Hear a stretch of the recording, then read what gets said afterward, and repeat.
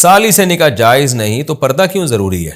ایک صاحب کا کہنا ہے کہ سالی سے پردہ نہیں ہے، وجہ یہ بتاتے ہیں کہ جب تک اس کی بہن میرے نکاح میں ہے میں تو اپنی سالی سے نکاح نہیں کر سکتا، اس لیے پردہ ضروری نہیں ہے۔ اس کی وضاحت فرما دیں ابو محمد ملتان سے، سالی پر لازم ہے کہ اپنے بہنوئی سے پردہ کرے وہ، کیونکہ ٹھیک ہے جب تک اس کی بہن نکاح میں ہے سالی سے نکاح ہو نہیں سکتا، مگر اس سے سالی محرم نہیں بن جاتی۔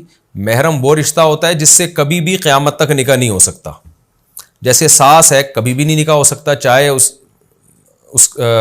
آپ کی بیوی مر بھی جائے تو بھی ساس سے نکاح نہیں ہو سکتا۔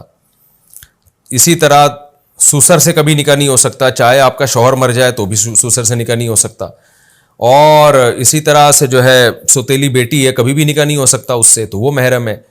لیکن یہ جو سالی کا رشتہ ہے، بیوی مر جائے تو سالی سے نکاح ہو سکتا ہے، بیوی کو طلاق ہو جائے تو سالی سے نکاح ہو سکتا ہے، تو چونکہ زندگی میں کبھی بھی اس سے نکاح ممکن ہے اس لیے وہ بھی نامحرم میں داخل ہے۔ تو اس لیے یہ جن صاحب نے دلیل دی ہے نا کہ اس سے نکاح ہو نہیں سکتا لہذا پردہ فرض نہیں ہے، یہ بالکل غلط دلیل ہے۔ بیوی کے مرنے کے بعد نکاح ہو سکتا ہے اس سے، لہذا وہ بیوی کی زندگی میں بھی نامحرم ہے آپ کے لیے۔